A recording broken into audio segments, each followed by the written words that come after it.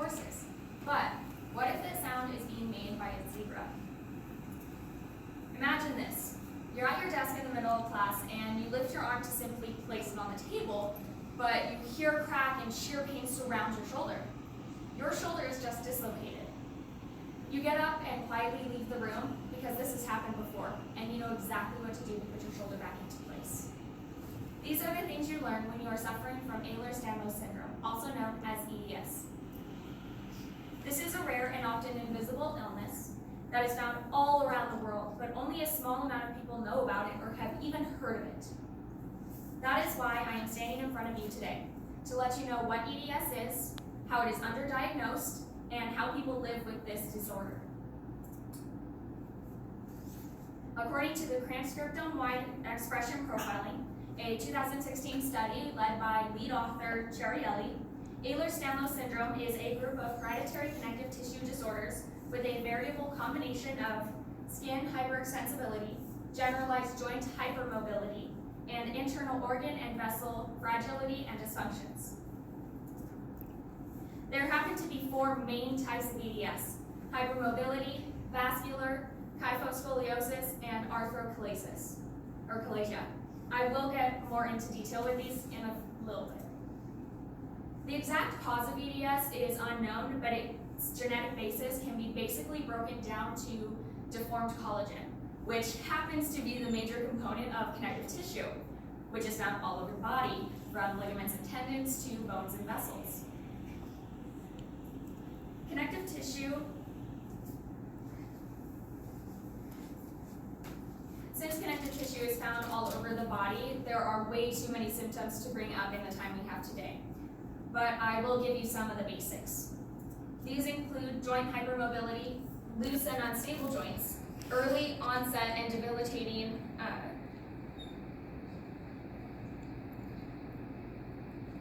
osteoarthritis and soft and fragile skin, slow and poor wound healing, and constant fatigue. As this is all stated in 2018 by lead author Bregunt in his medical report, Ehlers-Danlos Syndrome, not just joint hypermobility. The next few symptoms that I'm going to list are associated with a specific type of EDS, and they also happen to be more serious. Chronic, early and onset and debilitating musculoskeletal pain is seen with the hypermobility type. Arteries and internal organs that are fragile and prone to rupture is seen with the vascular type. People who are born with the kyphoscoliosis type are also born with scoliosis and scleral fragility.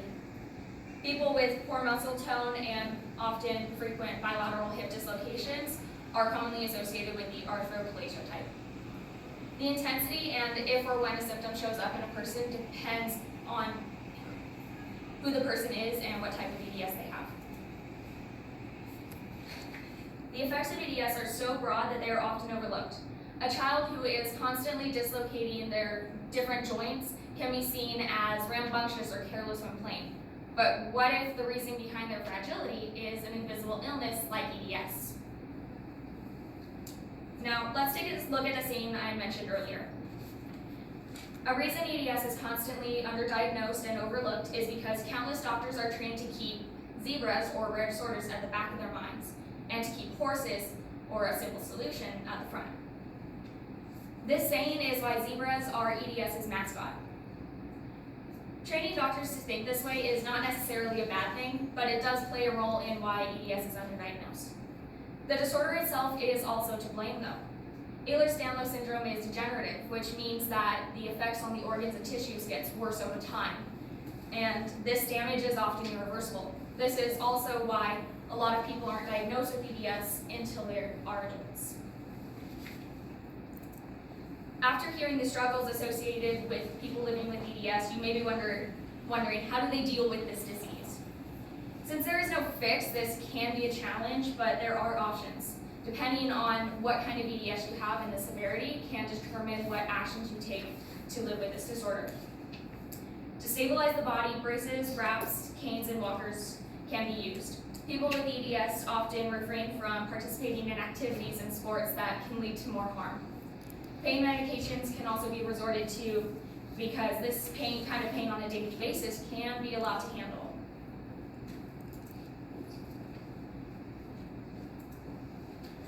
Seeing a physical therapist and regularly doing the exercises that they give you can also help. Many adopt service animals to make up for the mobility deficiencies that they have.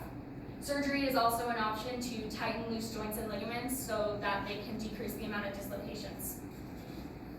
For those who suffer from a more severe type of EDS, they may have to rely on using wheelchairs, being hospitalized, and being tube fed much more.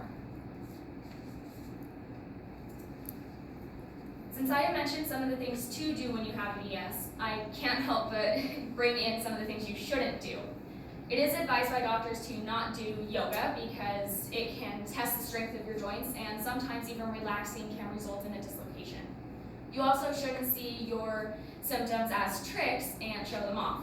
By this, they mean that if you can easily subluxe your shoulder, don't do it often to show your friends how cool it is, because it can lead to worse subluxations and more dislocations. Ehlers-Danlos Syndrome is rare and often unheard of, but now all of you know the basics of what it is, why it is underdiagnosed, and how people live with this disorder. I would like to read you a quote now that I find very powerful.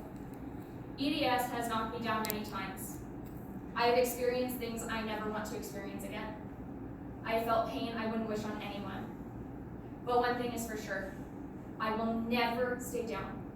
I will always get back up, and I will never, never, never give in, because I am zebra strong.